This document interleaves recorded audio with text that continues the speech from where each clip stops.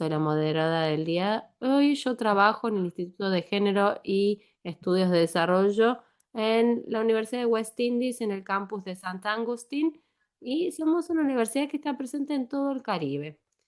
Me interesa mucho explorar cómo podemos entender y cómo podemos transformar nuestras conductas, nuestras normas y nuestros sistemas, nuestras estructuras, para no tener que seguir sosteniendo esta violencia que afecta a tantas vidas, sobre todo las de las personas vulnerables, ya sea que se trate de violencia física, violencia simbólica, amenazas o cualquier tipo de forma de violencia que socave la justicia, la igualdad y la equidad de las personas.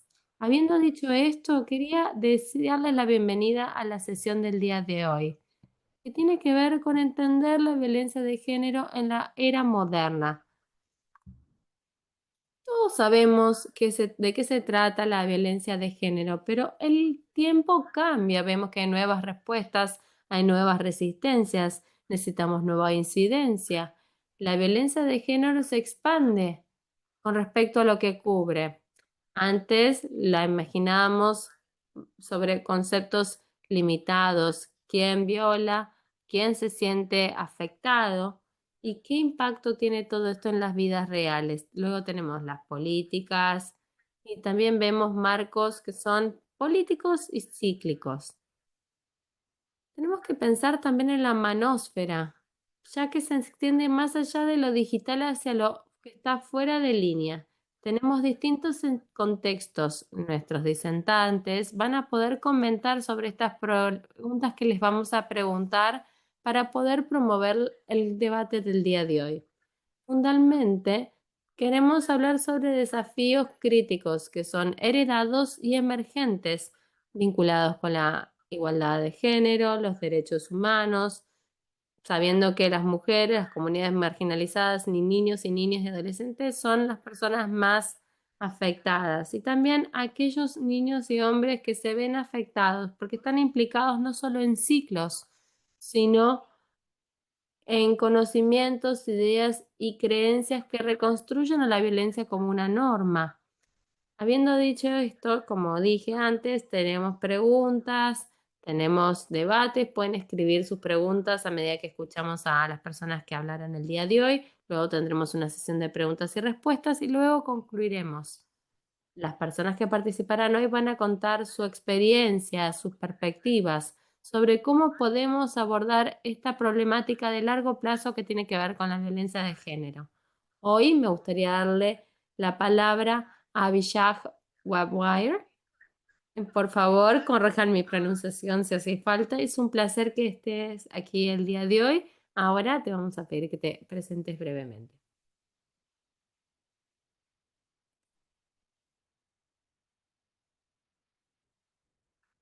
Abhishek. Hola a todos, mi nombre es Abhishek Wabire, soy de Uganda, trabajo en la Asociación de Mujeres de Uganda, soy coordinadora de programas, trabajamos mucho para promover la justicia de género, apoyando a mujeres jóvenes y niñas. Nosotros asesoramos a las mujeres. Es un placer estar aquí para poder compartir mis experiencias en el campo y lo que hemos estado haciendo en los últimos 5 años. Muchas gracias, Abhishek. Dije bien tu nombre, es un placer que estés aquí.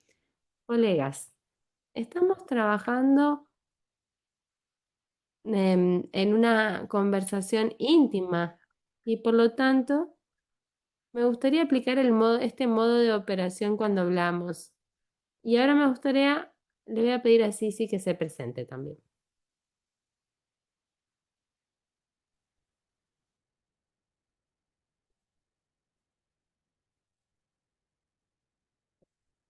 Buen día, es un gusto estar en este espacio. Mi nombre es Cecilia Saavedra y yo soy de la Red Boliviana de Trabajo en Masculinidades. Soy feminista. Hoy en día es un peligro, es verdad, en este contexto, declararse feminista públicamente.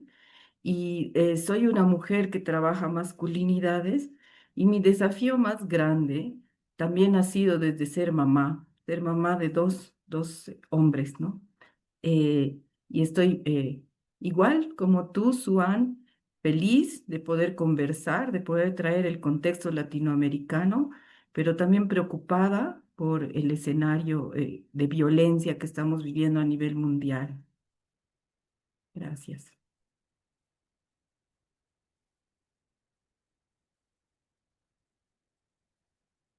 Muchas gracias, Cecilia. Es un placer que estés aquí. Celebramos estos momentos juntas, aunque sean problemáticos. Ahora me gustaría invitar a Yadel para que se presente brevemente.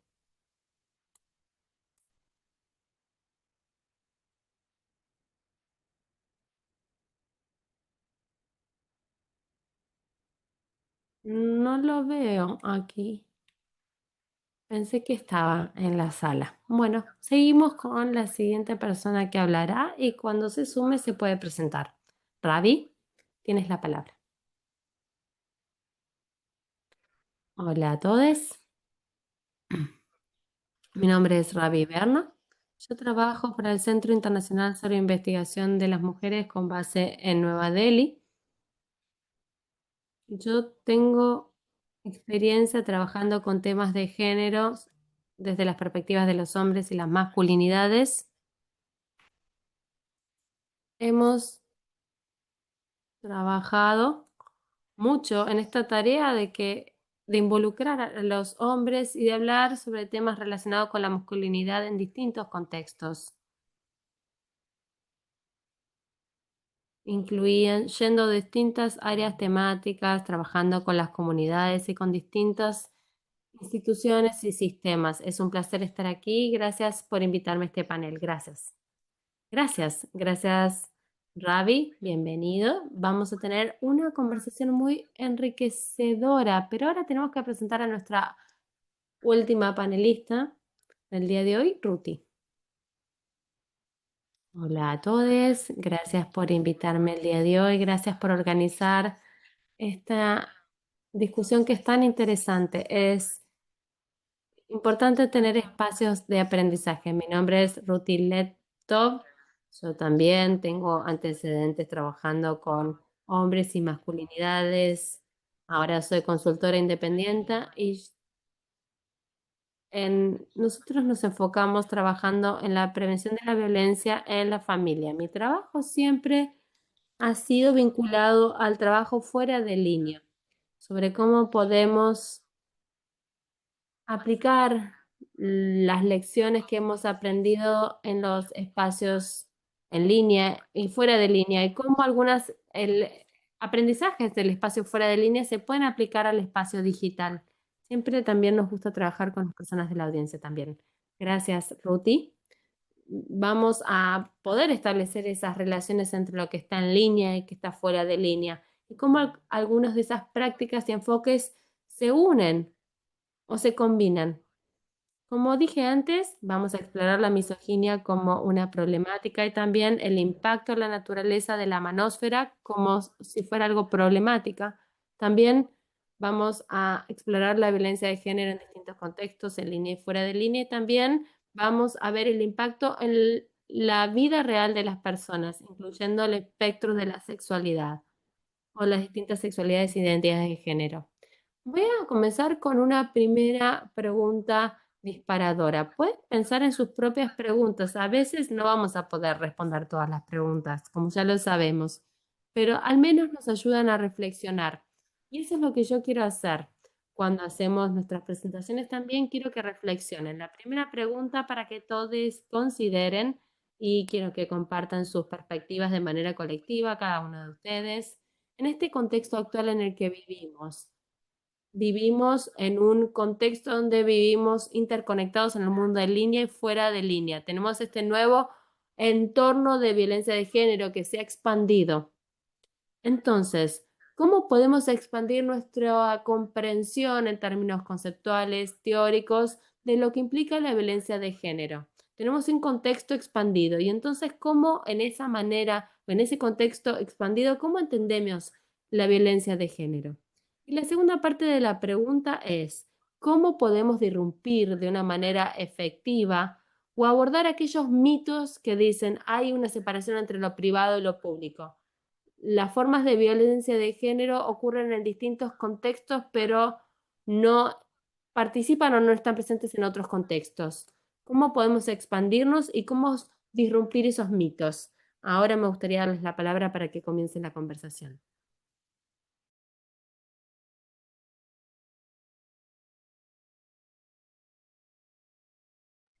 Desde mi experiencia, la noción que tenemos que comprender es que lo que es en línea y fuera de línea es un solo contexto.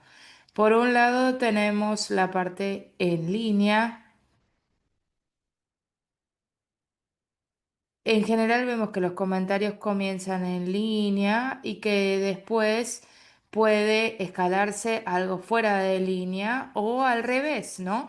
Que que realmente empiece fuera de línea y continúe en línea. Y vemos que la mayoría de las causas de la violencia física,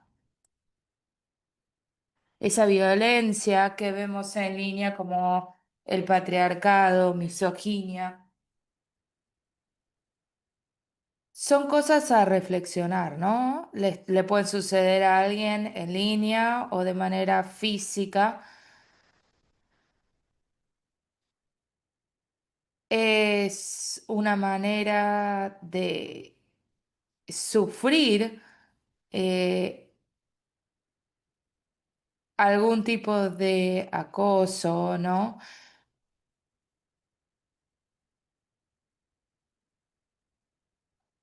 Una persona que hace eso lo puede hacer en línea o fuera de línea. Entonces, realmente entender que el espacio en línea realmente es un nuevo espacio donde podemos sufrir ese tipo de acosos. Y también tenemos que pensar de manera crítica en el efecto que eso genera. Si soy víctima o sobreviviente de un ataque sexual, eso va a impactar psicológicamente en mi persona, tal vez hasta tenga que renunciar a mi trabajo porque no puedo salir a trabajar. Entonces, si me levanto a la mañana y veo que hay fotos desnudas mías circulando en internet, por ejemplo, y no puedo salir a la calle porque siento que todo el mundo vio esas imágenes, ¿no? Entonces eso tiene un impacto psicológico y también un impacto físico, ¿no? Entonces tenemos que entender que no es que solamente la violencia es lo que vemos en nuestro cuerpo. Podemos tener una cicatriz como también podemos no tenerla.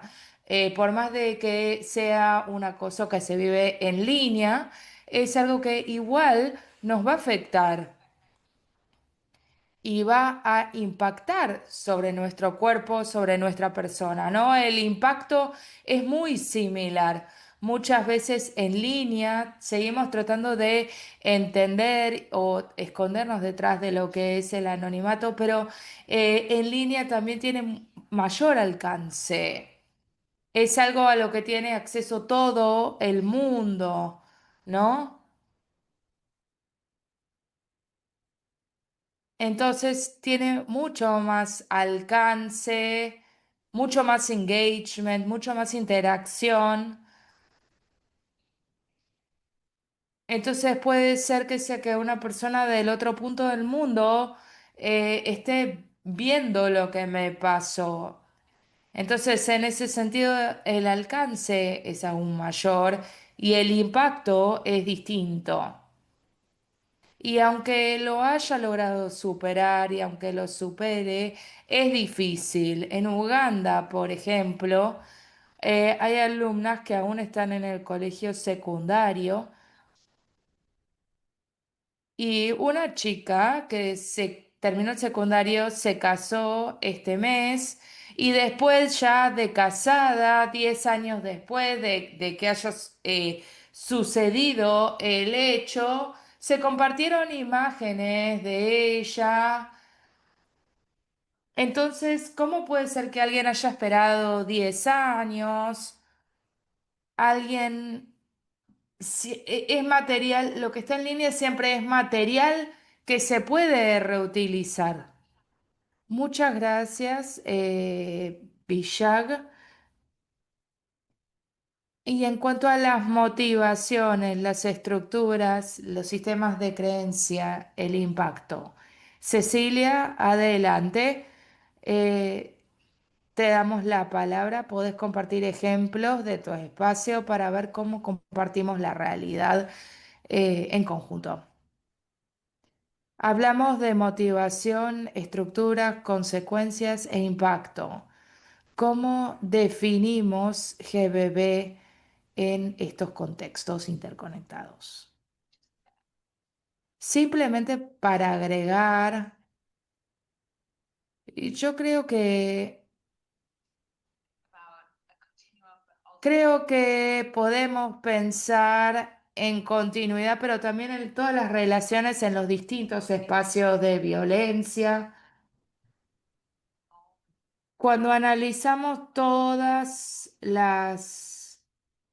los aspectos de una persona, de una pareja, por ejemplo, que comparte una foto de ustedes desnudas y el impacto que eso tiene, incitar a la violencia, incluso violencia a mujeres líderes, es una muy amplia gama. Entonces, creo que cuando hablamos de GBB fuera de línea, también es una amplia gama desde violencia doméstica a trata de mujeres y creo que ahí está clara la interconexión entre todo esto, las interconexiones entre violencia con parejas íntimas, violencia contra los hijos en el hogar.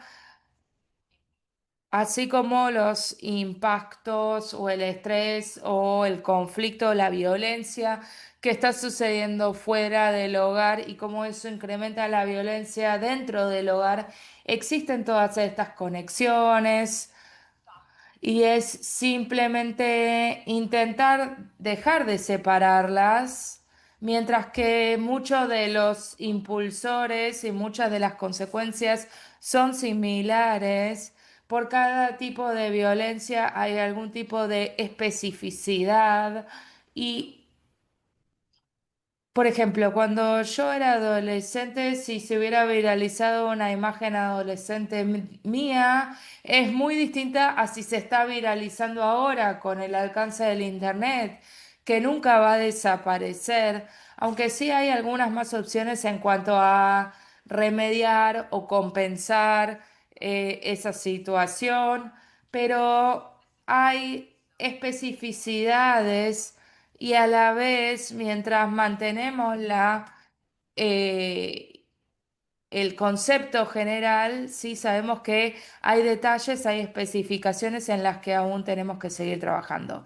Sí, las interconexiones, el umbral y también en contextos específicos. Cecilia, adelante, te escuchamos. Y bueno, agradecer la oportunidad, ¿no? A la Red Men Engage Latinoamérica para poder estar en este espacio. Em, Aquí más hablamos de lo que es la violencia machista. No sé si hay una traducción al inglés, ¿no? De lo que es violencia de género, como que se esencializa de la violencia del hombre hacia la mujer, ¿no? En cambio, la violencia machista muestra esta expresión dura de poder, ¿no? Sobre las otras personas. Normalmente es desde los hombres, ¿no? Hacia otros hombres vistos, digamos, de distinta manera, que no cumplen con este modelo hegemónico de masculinidad, y hacia las otras mujeres, el hombre que ve a las otras personas como inferiores, ¿no? Entonces es una relación de poder muy vertical. Y en cuanto a este contexto de esta violencia, eh, hasta hace poco y todavía se ve que la violencia privada, ¿no? Pese a que tenemos una ley que rige esto, pero la violencia privada es, no nos metemos en este espacio porque es privado. Entonces eso es muy peligroso, ¿verdad? Porque en ciertas comunidades no llega a haber justicia y no llega a haber una denuncia. Si mató a su pareja es porque era su esposo, ¿no? Entonces, estamos todavía en avances, ¿no? Tratando de llegar eh, a estos espacios, pero hay una ley aquí en Bolivia, es la ley 348, que garantiza a las mujeres una vida libre de violencia, así se llama, pero ayer justamente había una marcha en contra de esta ley. Y hay una preocupación grande porque están entrando gobiernos del ala de la derecha, un gobierno conservador, están yendo a segunda vuelta el 19 de octubre, eh, dos gobiernos o sea, dos partidos de derecha, ¿no?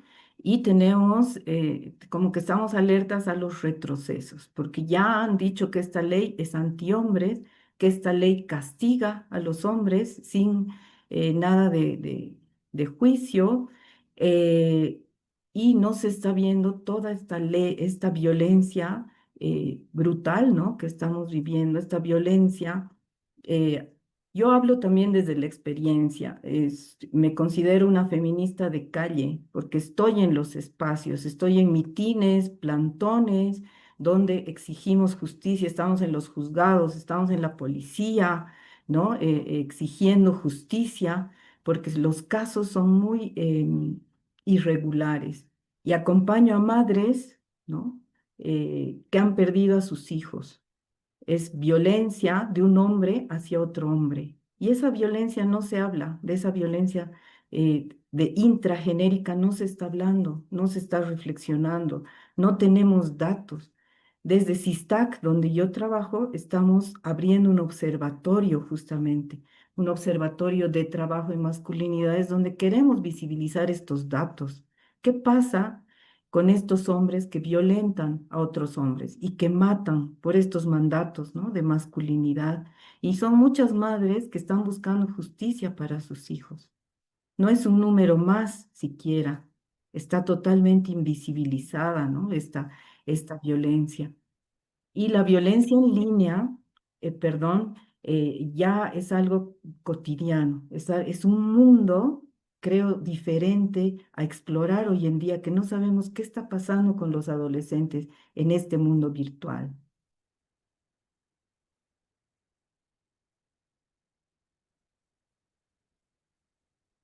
Muchas gracias, Cecilia.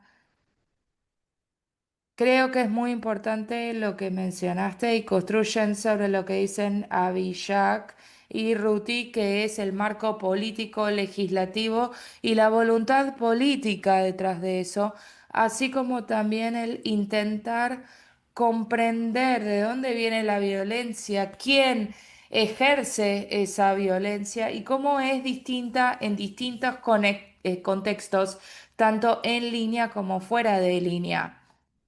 Y vemos varias temáticas tratando de entender cómo establecemos la violencia en base de género. Vemos temáticas, distintas temáticas que van surgiendo y quería que ahora Ravi comparta su punto de vista. Muchas gracias. Todo lo que comparten mis colegas.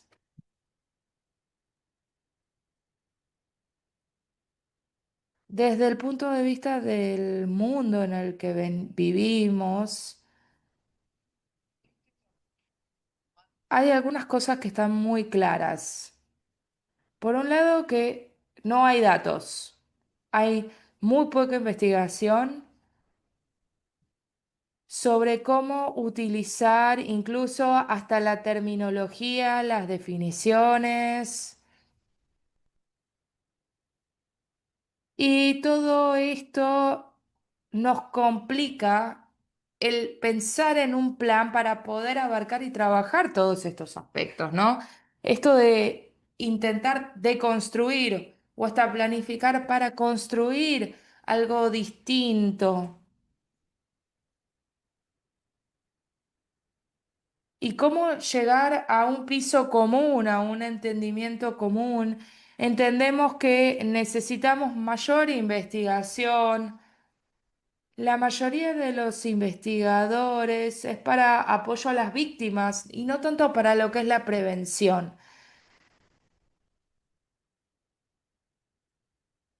En contextos humanitarios hay una falta de herramientas,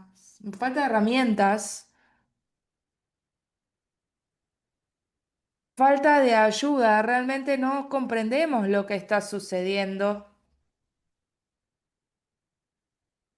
y tenemos que intentar entender también la tecnología que nos facilite en nuestro trabajo, nuestros esfuerzos.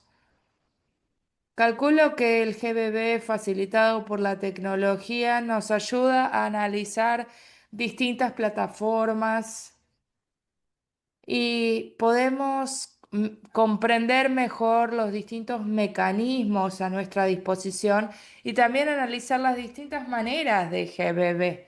Entonces, mientras estoy de acuerdo en que tenemos que entender que en línea, fuera de línea, es lo mismo, que hay una continuidad. Necesitamos entender qué es lo que sucede en línea y comprender la tecnología, cuáles son los contextos específicos en los que suceden, cuáles son las motivaciones específicas de por qué sucede. ¿Cuáles son las distintas tácticas? Por ejemplo, podemos utilizar un término para definir estas plataformas, pero también el tema de la creación de cuentas falsas, perfiles falsos, son todos distintos impulsores y necesitamos comprender también todos esos contextos y la frecuencia con la que suceden estos hechos. Tiene que haber mayor comprensión de cómo sucede y también de brindar apoyo a sobrevivientes, ¿no? Eh, Entender todo el espectro de la tecnología. Entonces, ya vengo viendo el trabajo que venimos haciendo con los jóvenes y muchas conversaciones durante nuestras sesiones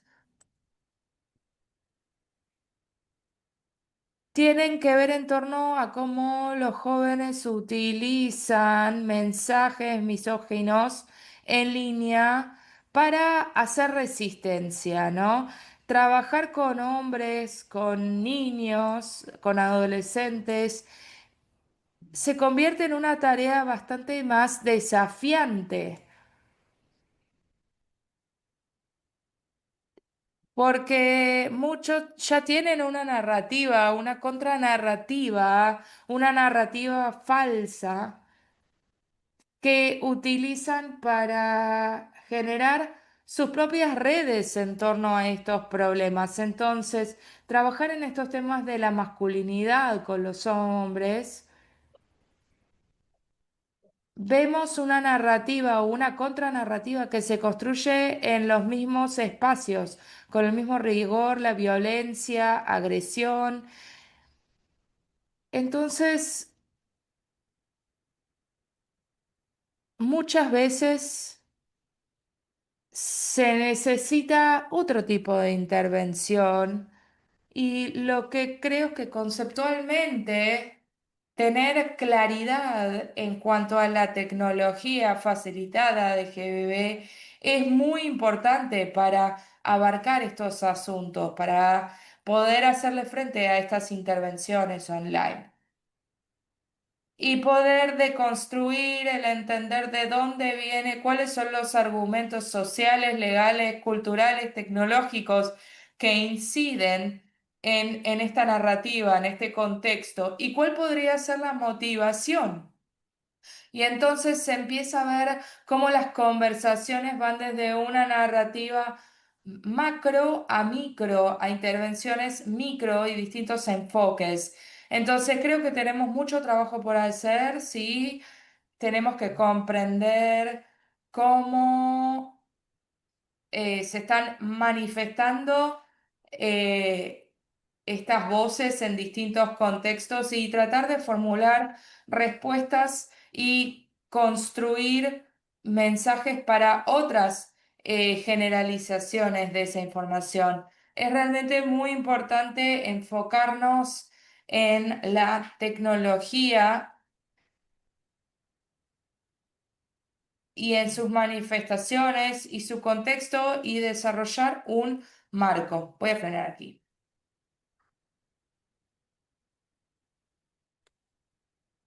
Y vamos a terminar de esta pregunta. Ruti va a responder y luego vamos a continuar con la siguiente pregunta. Me gustaría reforzar algunas de las cosas que mencionó Ravi sobre los cambios en tecnología y cómo afectan el trabajo que hacemos para la violencia fuera de línea, no facilitada por la tecnología. Vemos problemas que enfrentan las personas, sobre todo, por ejemplo, las personas que se encargan de la selección de personal, la forma en que hay que conectar con las mujeres y los varones, hombres jóvenes, que es diferente al trabajo que hacíamos antes.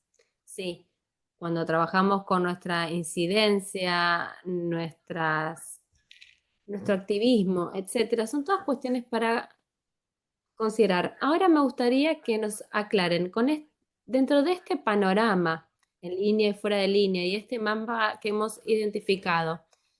Sabemos que las motivaciones son diferentes, las estructuras que se manifiestan entre los distintos contextos son diferencias. También hay especificidades y tenemos o necesitamos un marco legislativo político, necesitamos identificar quiénes son quienes perpetran la violencia y también tenemos que ver cómo las personas pueden buscar ayuda, cómo las personas manifiestan la violencia. Y también vemos que la violencia se ha ampliado, pero también al mismo tiempo la violencia se apropia de estas definiciones con respecto a las relaciones de poder y por lo tanto eso puede complicar nuestras acciones. Eso es lo último que se comentó. Y cuando entendemos la misoginia, tenemos que hablar de el prejuicio integrado, de ese desacato que va más allá del sexo o del cuerpo y va más allá de cualquier alcance. Por lo tanto, la misoginia habla o se refiere a mujeres y niñas, pero también es importante que la misoginia luego se puede convertir en un concepto expandido. Y en este contexto tenemos la manósfera y los contextos digitales y tenemos que explorar cómo vamos a abordar estas violencias. Voy a usar el plural para ello. Vemos que hay un espacio donde vemos espacios tecnológicos donde aparece la misoginia y otras prácticas violencias. Me gustó mucho, Ravi, el concepto que utilizaste. La violencia de género facilitada por la tecnología.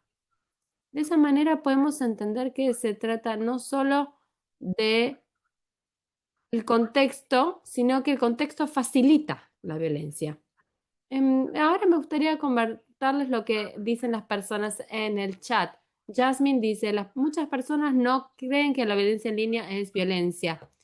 Después hay otra persona que dice que la violencia digital permite conectar los distintos tipos de violencia, ya sea física, psicológica, etc. Jasmine también agrega que la violencia digital, como por ejemplo, puede terminar en violencia física. Por lo tanto, vemos que hay esta conexión entre lo digital y lo fuera de línea. Y luego Alan habla sobre otras particularidades que son relevantes y pertinentes. Y me gustaría mencionar ahora, por eso mencioné lo del chat, para poder involucrar a la audiencia. Pregunta ahora para todos nuestros panelistas.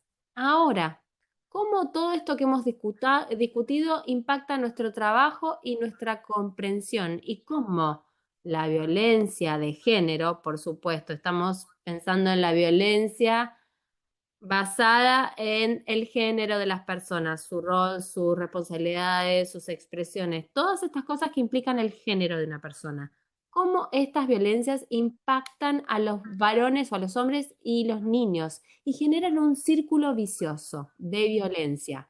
Entonces, por un lado tenemos cuál es el impacto de la violencia de género en hombres y niños que muchas veces están involucrados en la violencia y al mismo tiempo sufren el impacto y además cómo esto genera un círculo vicioso y cómo todo esto tiene que ver con la misoginia y la dominancia. Uno tiene que ver como lo simbólico, la expresión y las acciones. Entonces, de esta manera estamos tratando de ver estas nuevas concepciones de violencia, cómo impactan en los hombres y los niños y generan este círculo vicioso que afecta a las mujeres y a todas las demás identidades. Vamos a cambiar el orden ahora.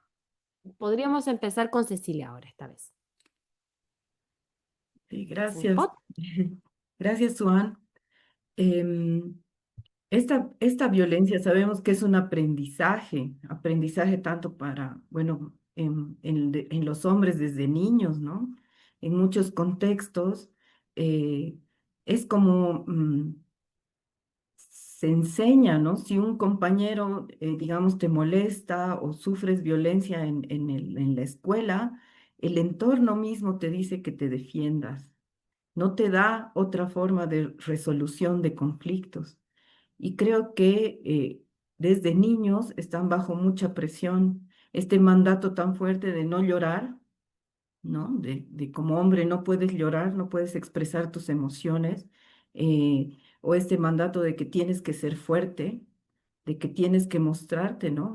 Fuerte, eh, es algo que va afectando, ¿no? A lo largo, que hemos visto en varios espacios, varios talleres que damos en adolescentes, ¿no? Que demuestran, tienen que demostrar, ¿no? Y están las peleas, está el bullying, están estos desafíos. Y en línea también, ¿no? Cuando te escrachan, cuando te minimizan, ¿no? Cuando te hacen ver menos hombre, ¿no? Es una afectación constante. Entonces creo que hay el desafío de no victimizar a los hombres, sino de generar herramientas en estos espacios con adolescentes, muchos adolescentes, mujeres y hombres nos dicen que ya no existe el machismo, que ya no existen estas prácticas, ¿no? Que hoy hay más igualdad de género, así lo están viendo, pero no es desde los valores, sino es desde prácticas, ¿no? Más violentas, tanto también en mujeres adolescentes también se ven prácticas violentas. Y esta acción de etiquetar en las redes, esta acción, como yo decía, es un mundo todavía, como decía Ravi, que lo estamos conociendo, que lo estamos, que va a veces fuera, ¿no? De nuestro alcance. Pensamos que nuestro hijo, que nuestra hija está seguro en nuestra casa.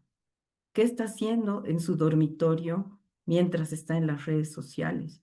Vemos que hay un consumo grande, por ejemplo, de pornografía y pornografía violenta. De esa manera están aprendiendo la sexualidad y de esa manera van, digamos, a estar con sus parejas. Entonces, creo que hay muchas cosas por explorar en este sentido y realmente si la misoginia se va reforzando, porque estamos viendo a la otra como menos. Y si te comparan con otra, ¿no? Pateas como niña, lloras como niña, es un insulto. No estamos viendo a la otra como igual. Y todo el tiempo en los espacios también de hombres está la humillación, ¿no? Ya vamos creciendo, digamos, en el curso de vida y está la humillación para reafirmar, ¿no? Este tema de la virilidad, mostrarte más hombre. Y es un mandato fuerte también de masculinidad. Y en todo esto vamos viendo relaciones de poder desiguales, relaciones de poder que te van mostrando esta desvalorización. Y siempre eres menos hombre. O ya en este sentido, en este lenguaje más fuerte, ¿no? Eres un maricón.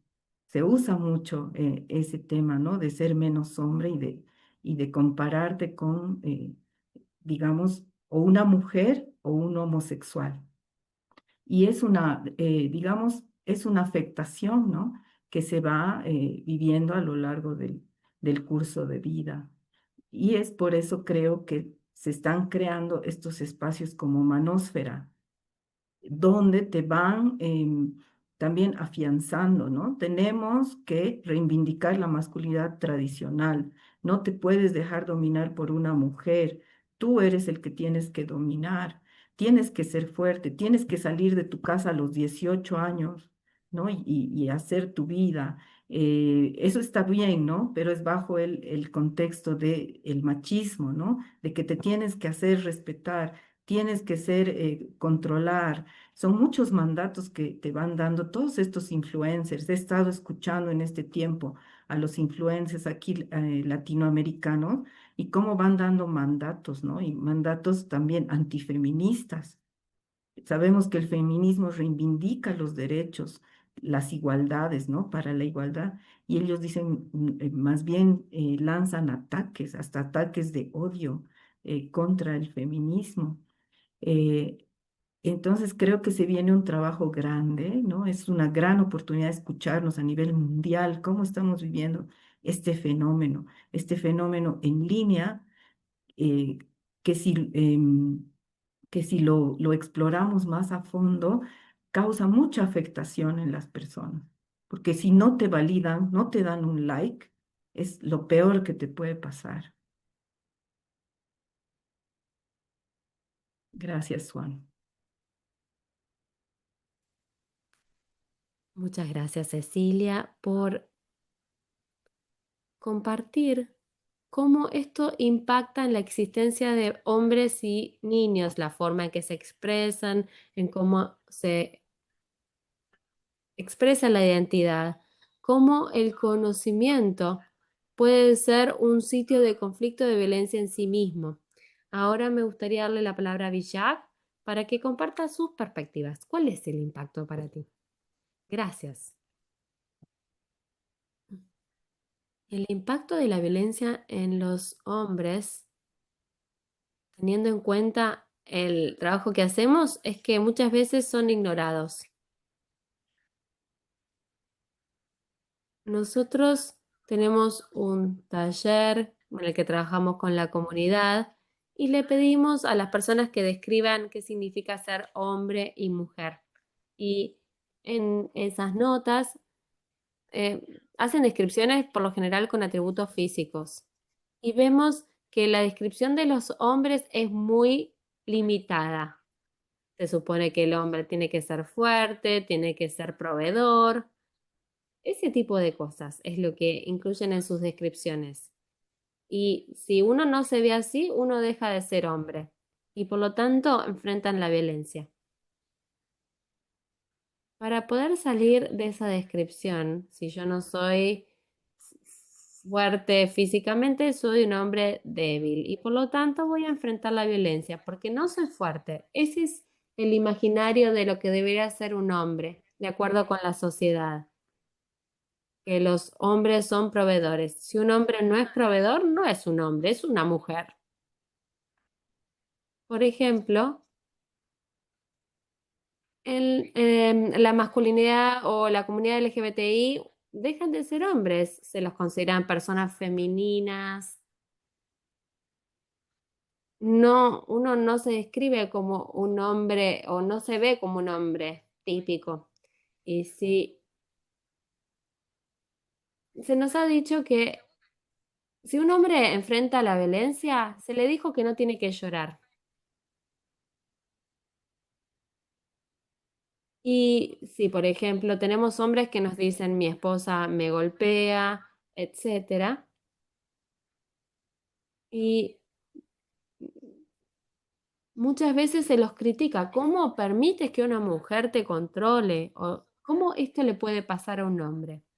Por lo tanto, los hombres no se quieren abrir porque los vamos a juzgar, porque no están siendo compatibles con esa idea de hombre que tenemos.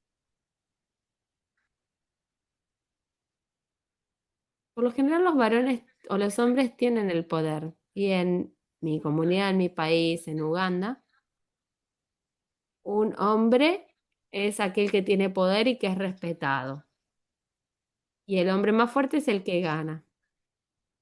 Y eso lo que hace es incrementar la violencia. Porque los varones o los hombres necesitan mostrar su poder. Ayer vi una publicación de redes sociales donde vi que decía, una mujer decía que había conocido a un hombre que le pedía que saltara y etcétera. Y ella le dijo que no y esto generó una reacción negativa de parte del hombre. Entonces, imagínense cómo es la situación. Es difícil. Y lo que vemos es que vemos, obviamente, que los varones o los hombres no se pueden abrir y ser honestos cuando enfrentan violencia debido a estas situaciones. Muchas veces los hombres no tienen con quién hablar. Cuando tenemos estas conversaciones, nosotros tratamos de trabajar con los varones, con los hombres, tratamos de expandir el concepto de masculinidad, diciendo que está bien que los hombres lloren, está bien que no siempre sean los proveedores, etcétera. Y recibimos feedback y muchas veces recibimos críticas. Imagínense lo que sucede con los hombres que deciden abrirse y tener estas conversaciones. Muchas veces las descripciones de los hombres se restringen a lo físico y vemos que eso no es mm, normal. Sería bueno que las personas puedan elegir qué hacer, cómo abrirse y debería estar bien. Y cuando los hombres son víctimas de violencia, no quieren hablar al respecto porque eso escala la violencia que ya enfrentan. Imagínense que un hombre sufre violencia de género y va a la comisaría para reportar la violencia de género. La mayoría de los casos de violencia de género son mujeres. Entonces, si un hombre que va a la comisaría y dice, mi mujer me golpeó, y la policía se va a reír y va a decir, este no es un hombre fuerte. ¿Cómo te puede haber golpeado? Entonces, esa reacción lo que hace es promover la violencia que está ocurriendo. La policía debería decir, la violencia de género le pasa a los hombres, a las mujeres, a cualquier persona. Pero para estas instituciones, los varones o los hombres no pueden reportar o denunciar la violencia de género. Es un problema, un desafío, que lo que termina haciendo es incrementar la violencia que uno sufre, porque los hombres no tienen estas conversaciones. ¿Cómo vas a tener esa conversación? ¿Cómo te animas a tener una conversación así? Por lo tanto, es un desafío que tenemos. Vemos que hay hombres que están sufriendo en silencio. Y a menos que los invitemos a hablar, y cuando hablan y cuando los escuchamos y les damos soluciones para aquellos hombres que levantan su voz, muchos otros hombres se ríen de ellos y nada pasa, nada cambia. Y esta misma violencia sigue y nada va a cambiar. Esa es la situación. Muchas gracias, Abhishek, por seguir esa conversación, no sobre las relaciones de poder, sino por los mecanismos disciplinarios que existen en la sociedad para castigar. Ruti, Ravi, ¿quién quiere hablar ahora?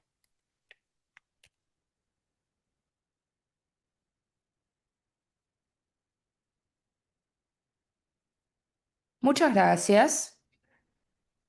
Bueno, venimos trabajando ya con varones jóvenes de 8 a 10 años y en adelante. Y para contestar esta pregunta justamente estaba reflexionando, ¿no?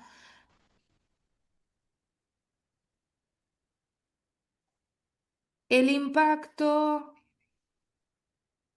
necesitamos crear imágenes, ¿no? En la mente de los varones, panoramas, nuevos paradigmas. Vemos en varones de 9 a 12 años que empiezan a acceder al internet y a plataformas tecnológicas que de alguna u otra manera les gusta o donde buscan herramientas, ¿no? Entonces ahí tenemos que investigar. Es realmente interesante ver cómo hay varones que vienen de familias violentas, que viven en el medio de la violencia, que ven cómo sus padres golpean a sus madres, que ven violencia constante dentro de la comunidad y cómo acceden a plataformas tecnológicas, primero para buscar razón y justificación para esa violencia y ver cómo los pares o otras mayores expectativas de estos varones empiezan a entrar en el proceso de selección de estos chicos. Entonces, si tenemos que analizar el impacto, hay que separarlo por edades, qué tipo de plataforma, qué tipo de razones y cuál es el impacto, qué es lo que tenemos que entender. Muchas veces se ve que el impacto no es uniforme, no es universal. Es esta idea de la masculinidad. Muchos jóvenes utilizan estas plataformas para desafiar, para interpelar. De hecho, ellos mismos se ven alterados muchas veces por el contenido que ven allí. De hecho, muchos problemas de salud mental que vemos en la adolescencia es porque están conflictuados entre lo que ven, lo que viven y no tener herramientas para poder manejarlo, ¿no? Entonces, tenemos que tener empatía a la hora de intentar entender toda esta dinámica de quién está generando, ¿no? El contenido. Veo muchas plataformas que promueven ciertas conductas que tal vez no sean conductas positivas y hay muchos consumidores de ese contenido, de ese material y muchos acceden, muchos lo ven, pero no significa que muchos lo aplican, ¿no? Muchos miran el contenido y lo desafían.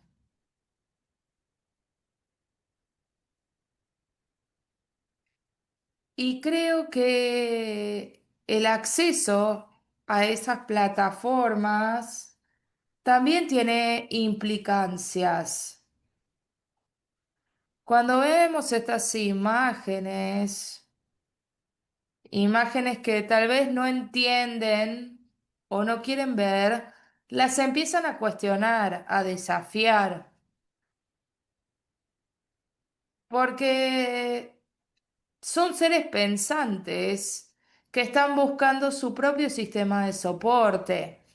Entonces hay otra cara de esta moneda, ¿no? De que vemos y hay mucha oportunidad entre todo este tumulto.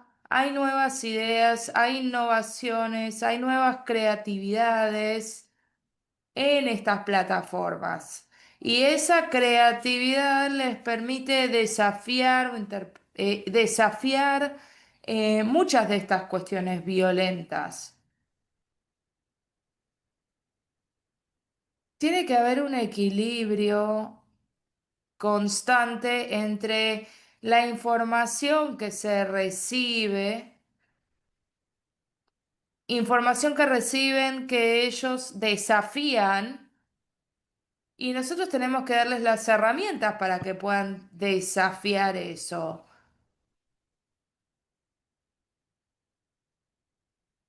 Entender que podemos conectar lo que está en línea con lo que está fuera de línea y cuando hablamos con estos jóvenes, con estos varones, hay una narrativa y muchos llegan conflictuados, muchos llegan confundidos por las conductas que se ven en línea.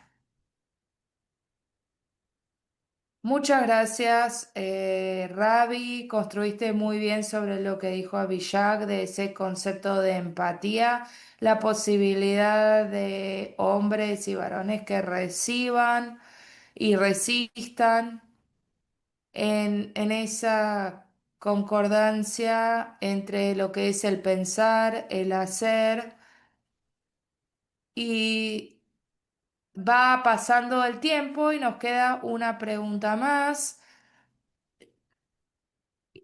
Y luego pasar a la última pregunta, que va a ser un poco más corta, si podemos respetar los tiempos.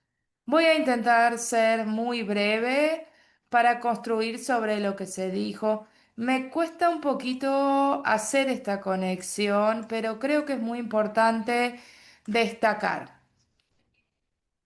El tema de la influencia sobre el tema de vivir violencia incluso entre padres mientras uno crece en un hogar y creo que es muy difícil, ¿no? También luchar contra ese impacto, porque ese también va a tener un impacto fisiológico en el desarrollo cerebral, nos va a marcar cómo podemos autorregular, gestionar nuestras emociones, incluso entrando en la adultez, ¿no? Es un factor de riesgo. Y pensar en la violencia. Por supuesto que acá hablamos de el género y de la misoginia como un impulsor, ¿no? Pero también hay muchos otros factores de riesgo que también tienen base de género o también abuso de sustancias como el alcohol o trastornos de salud mental o muchas veces también la pobreza. Entonces, pensar en una respuesta de cómo también incorporar todos esos aspectos.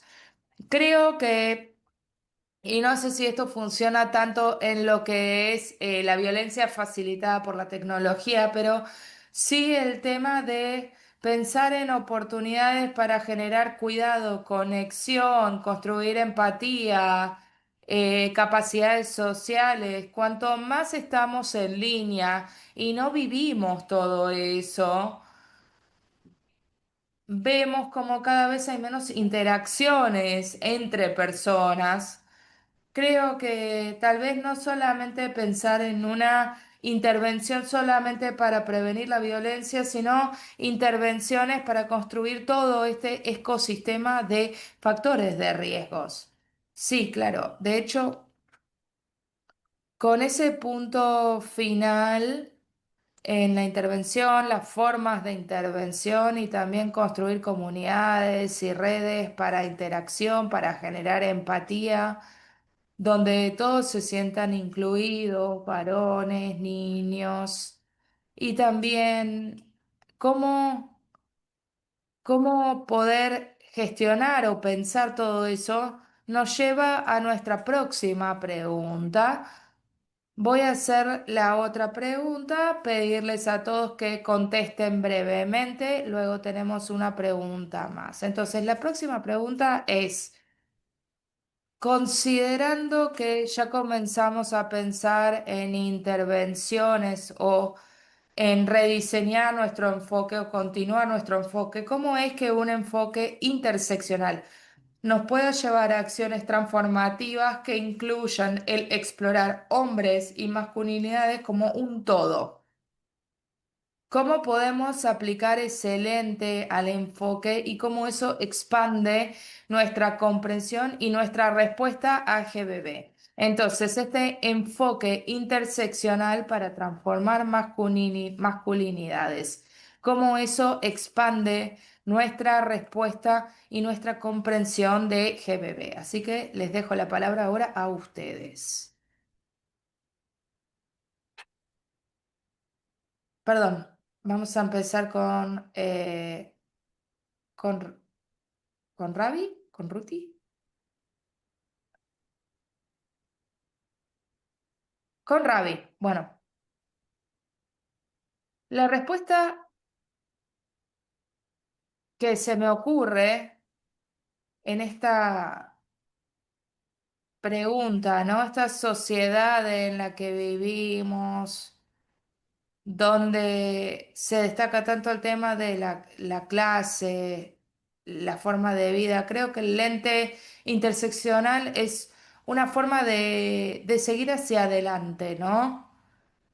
Un punto de entrada para generar conversaciones, porque el abuso en línea no es solo específico para hombres y mujeres, sino que para otras diversidades también.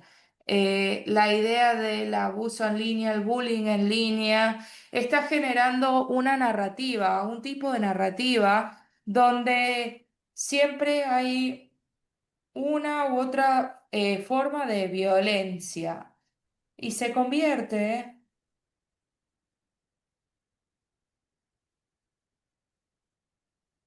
es más fácil tener conversaciones cuando tenemos grupos de jóvenes que vienen de distintos fondos, de distintos contextos, tratando de tener conversaciones en base de género que se expande a todo tipo de diversidades y cómo todo se empieza a conectar, ver cómo el género es un denominador común donde hay distintas formas de abusos y creo que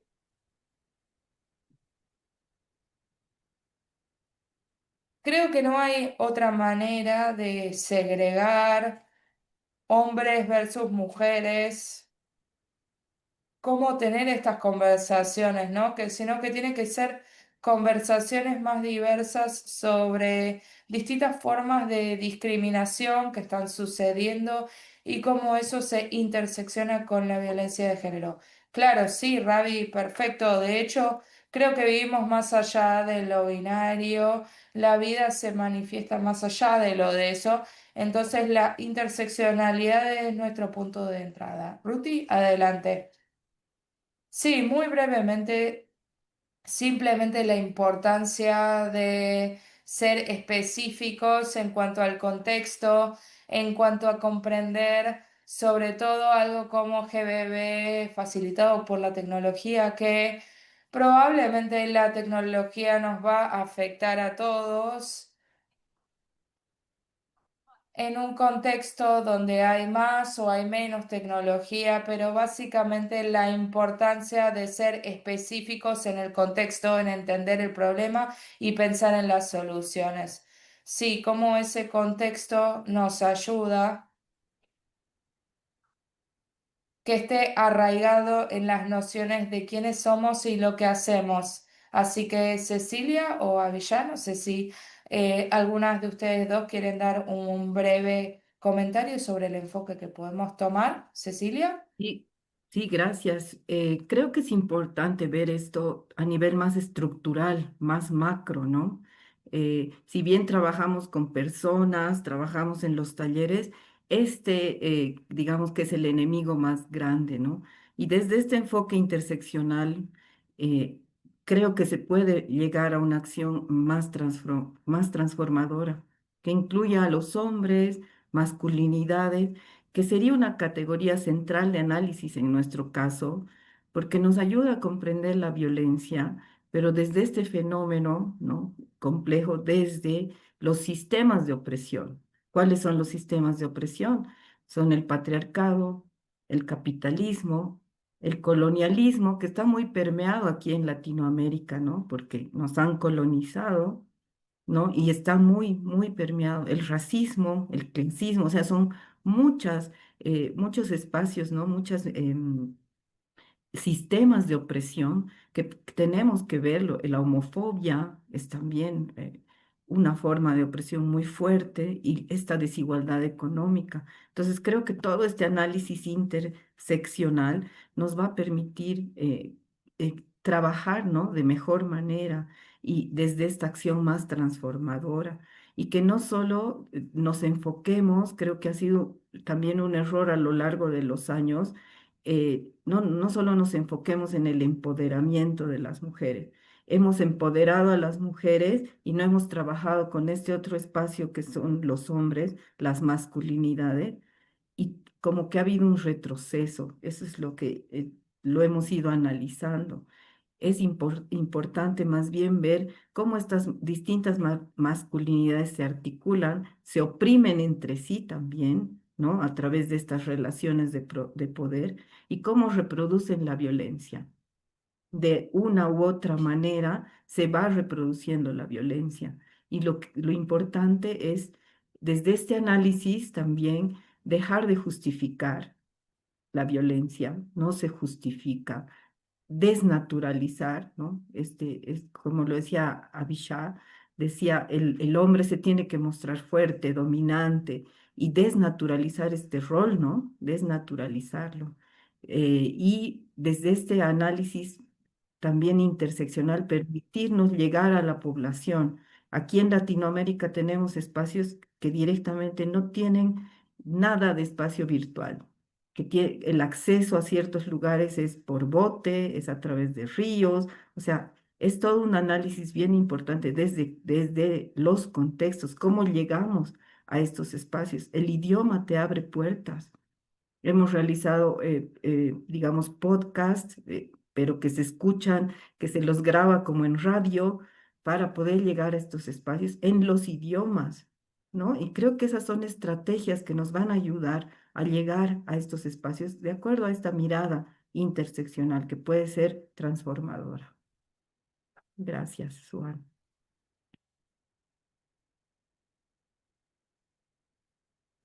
Gracias, muchas gracias, Cecilia Avilla.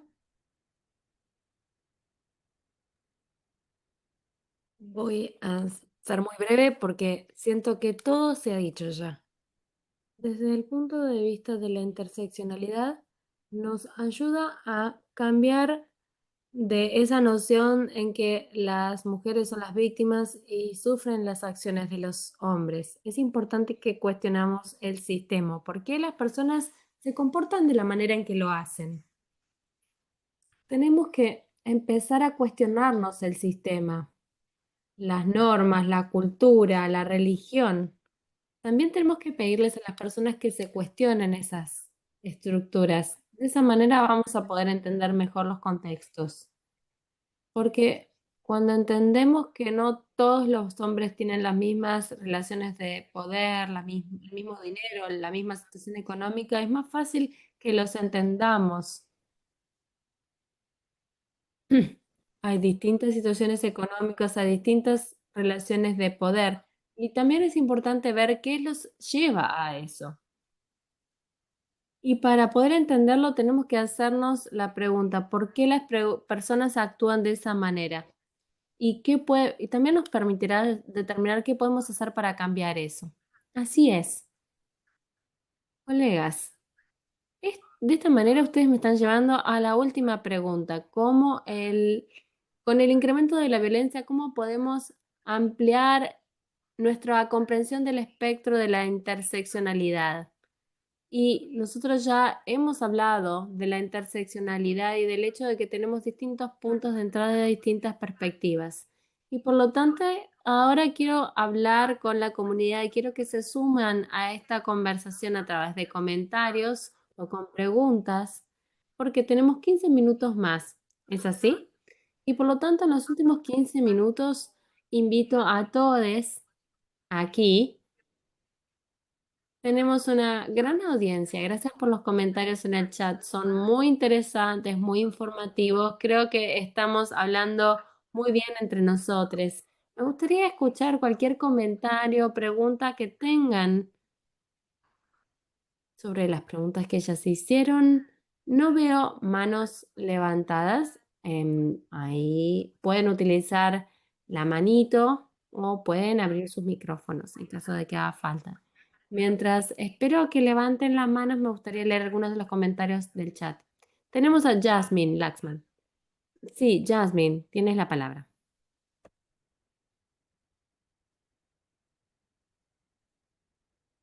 Te escuchamos. Jasmine,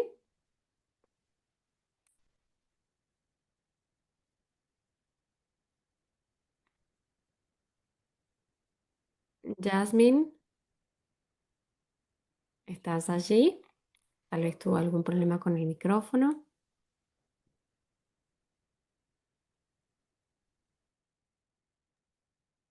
Sé que hay comentarios muy interesantes en el chat. Jasmine, si puedes escribir tu comentario, tal vez podemos... Y mientras esperamos a Jasmine, me gustaría ver si hay alguna persona que quiera hacer alguna pregunta para nuestros panelistas o si quiere hacer algún comentario.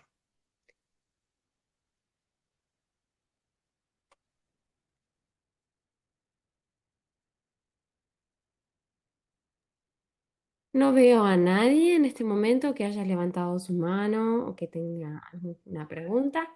Y mientras esperamos, si alguna persona tiene algún comentario, me gustaría que la audiencia más amplia participe de la conversación.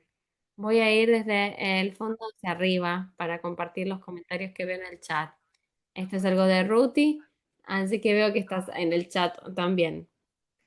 Veo que Dhruv Kumar dice lo siguiente, un modelo transformador que transforme la sociedad y para eso necesita tener una lente de igualdad y de propiedad. Tenemos que pensar cómo podemos considerar en una campaña las distintas perspectivas sobre la dignidad humana. Y veo que aquí hay una respuesta que tiene que ver con la forma en que definimos el contexto.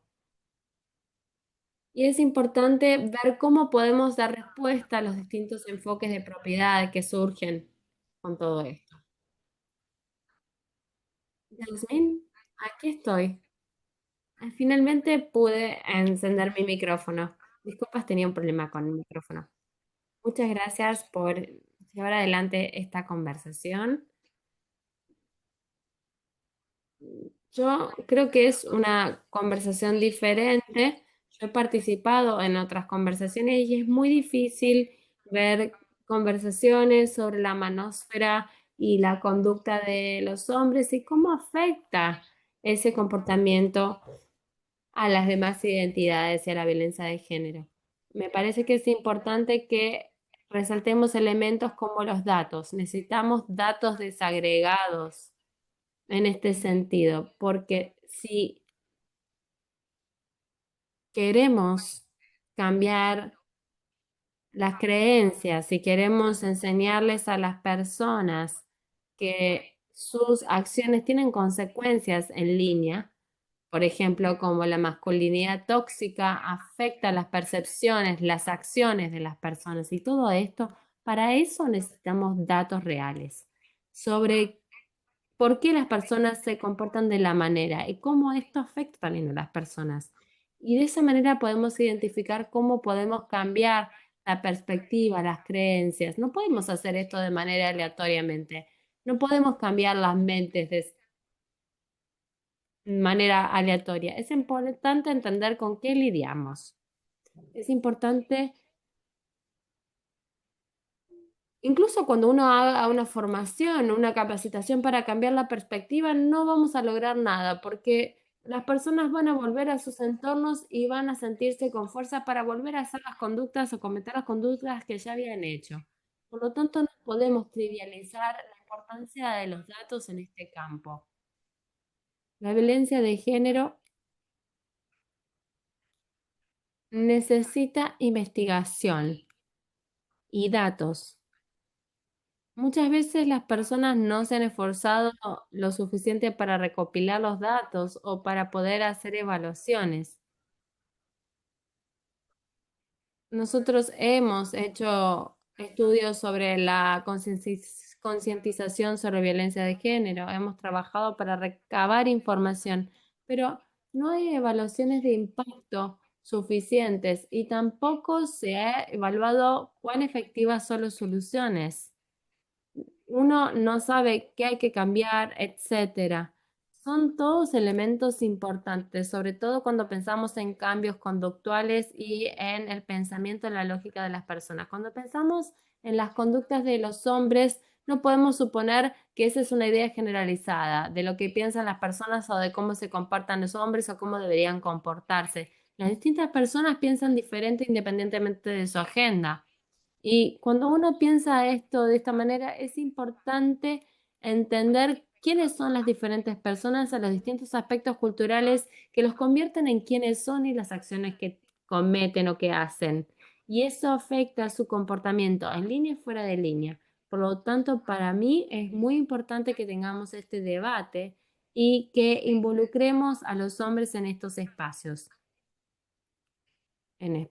de ONGs, donde muchas veces uno trabaja en estas conversaciones con ONGs y no hay hombres en la sala. Muchas veces nosotras como mujeres pensamos, pero no entendemos qué piensan los hombres y eso también genera conceptos erróneos. No sabemos, no estamos aquí para cambiar a los hombres. Nosotros estamos aquí para crear espacios más seguros para todos. Entonces tenemos que invitar a los hombres a nuestros espacios para que entiendan mejor el feminismo y para también sean líderes de algunas de las iniciativas que nosotros pensamos. Gracias. Estaba silenciada, disculpas. Muchas gracias, Jasmine.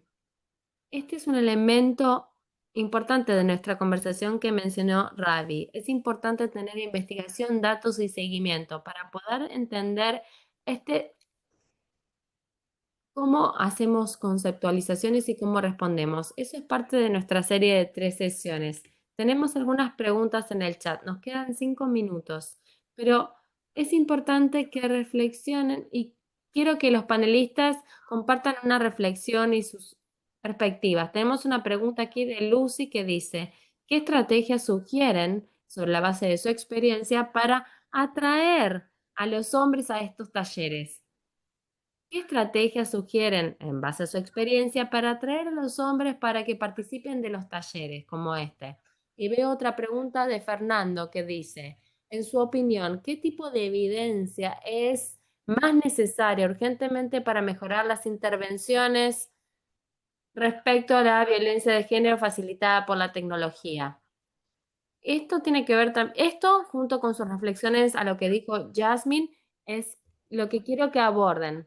Entonces, las preguntas son, ¿qué pueden hacer para atraer a los hombres? Y también, ¿qué se puede hacer para mejorar las intervenciones? Esas son las 2 preguntas y una reflexión sobre lo que dijo Jasmine. ¿Quién quiere hablar primero? Vamos con Cecilia. Cecilia, y luego seguimos con el resto de las panelistas. Gracias, Juan. Creo que sí hay que ser creativos, ¿no? En este sentido, en Bolivia tenemos una red, en Latinoamérica también tenemos una red, y bueno, atraemos a los hombres en base a lo que les gusta, no queda otra.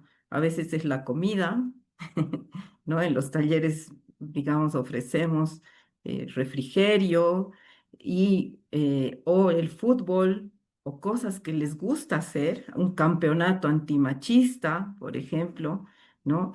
Y hacemos cosas creativas, ¿no? No mencionamos masculinidades porque hay una mala comprensión de lo que son las masculinidades.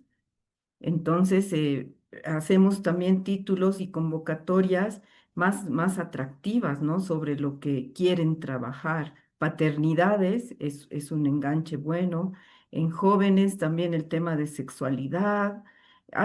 ¿No? Estas estrategias. Y bueno, depende mucho de los procesos, si es un proceso informativo o si va a ser un proceso más a largo plazo, más de capacitación, más de implementación, ¿no? Y siempre lo que intentamos es medir lo que hacemos en la medida de las posibilidades. No llegamos a un impacto, pero sí medimos cómo se llega, ¿no? A estas personas. Esas son diferentes estrategias, ¿no?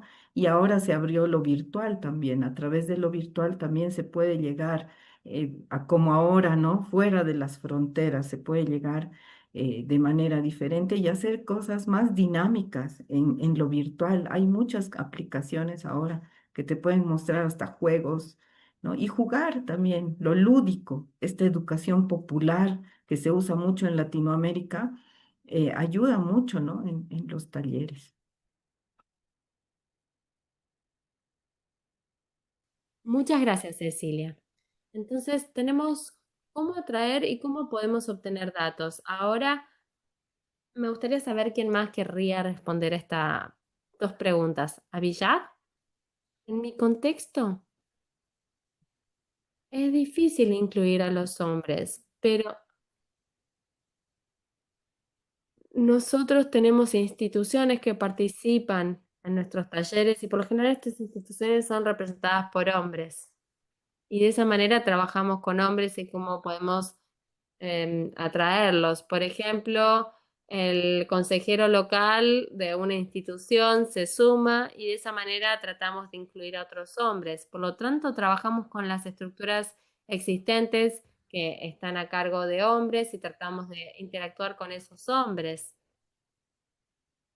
Y de esa manera tratamos de transformar a otros. A veces hablamos con ellos y de esa manera conseguimos hombres y tratamos de que se alineen con nosotros.